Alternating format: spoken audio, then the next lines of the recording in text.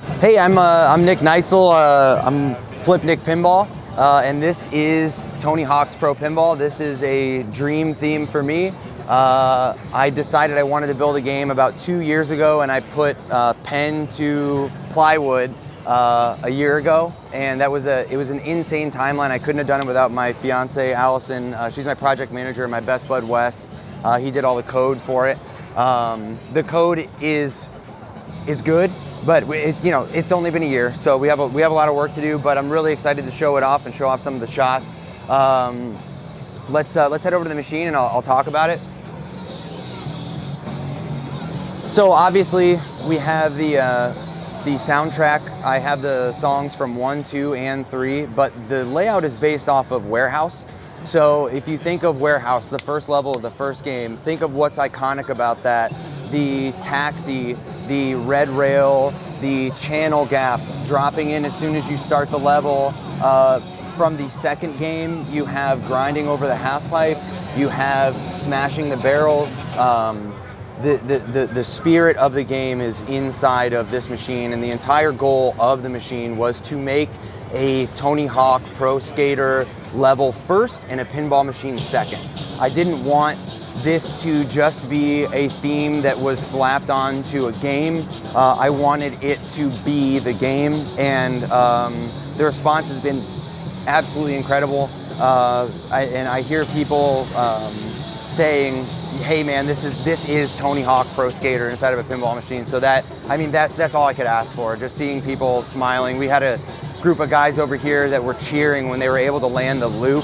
This loop right here, you can do a vertical loop. So you can loop and then come up, ride the bowl, and then you land up here, and then you have like a little bagatelle, and that will either fall onto the quarter pipe and wall ride, or you will grind the big red rail from Warehouse. So there's only a couple more things that I'd like to tell about the game. There's a lot going on, but one of the big things is TAPE. So if you collect tape, that will open up that fourth flipper up there. So there's a hidden flipper by the barrels. And if that opens up, the ball goes behind the Warehouse, it grinds this rail underneath, and then gets that secret tape. So if you remember in the game, the secret tape was usually like floating and hard to get to. That's hard to get to and floating. So if you shoot that outer loop, you won't be able to get that secret tape. You have to get the stand-ups to get it. So, and that shot is right up here. So there's a vertical flipper in this game. I've never seen that done. It might be done, but I wanted it in my game. So that acts as a diverter. It's a flipper, but really what it is a diverter. So if you just leave it alone, it goes over to the right and then goes through the barrel pop bumpers. But if you hold your left flipper, the left flipper controls that. You will come down here, grind this rail, drop in. You use the scoop as a jump. You come into the out lane, and then you can barely see it here. It's hidden on purpose. There is a pop-up ramp that comes up. You have to hold this flipper up. That's why that insert is underneath the flipper. That's like another nice touch that I wanted to communicate to the player. Hey, you better lift that flipper, and then the ball will ollie up out of the out lane and back into play. And you do have to like do an ollie, like you have to catch it like that, like you would do with an ollie, kick and bring your foot up. So, dude, can you tell I like skateboarding? Rightfully so. I talked for 5 minutes straight, man. So if you have any questions or anything, or I'd be happy to answer them. I didn't explain this mech either. Would you like me to explain this? Absolutely, yeah. Tell me what's going on with the spinner. So with the spinner, you have vertical posts on here, and then you can see like a normal spinner in that skateboard. So what this does is this rotates, and it also spins. So it's 2 mechs in one. When I was designing the game, I was like, how do you do skateboard tricks? And a lot of people like try to do the tricks, like I've seen the concept come up before where they want to do tricks with the ball. And I was like, well, I don't think it's possible, it's just rolling around. But what you can do is influence something else. So I thought, okay, well, a skateboard goes like this, but it can also go like this, and that's like the basis of like every skateboarding trick. You have shove-its, you have kick flips, you have varial flips. And I was like, oh wait, that's two axes. You have your Z axis on the jump, but that's just X and Y.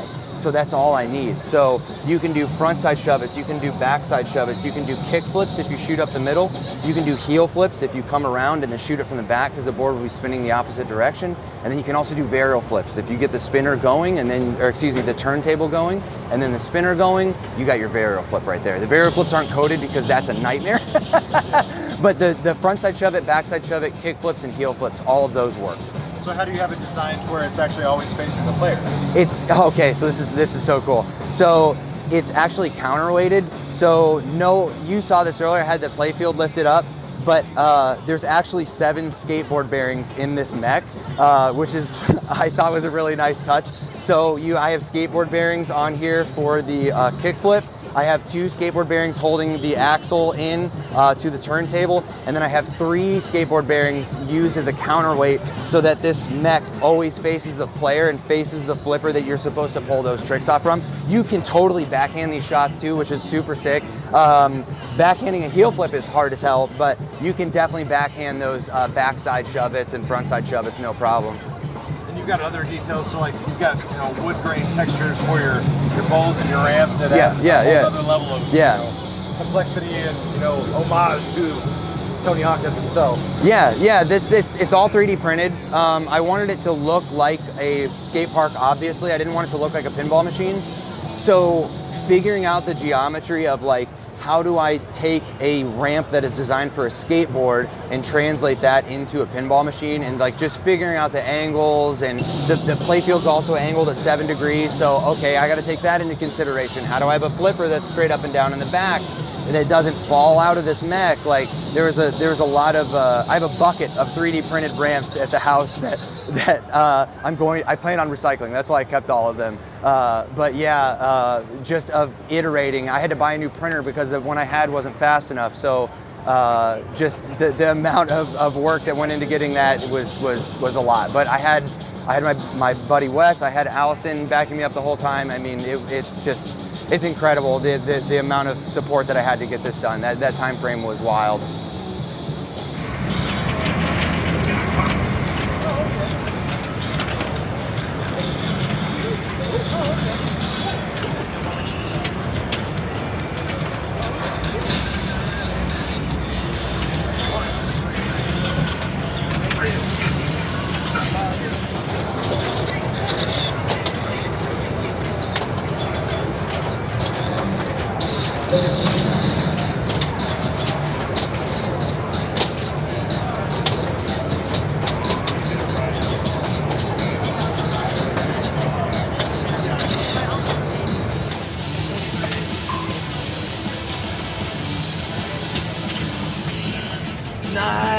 Nice.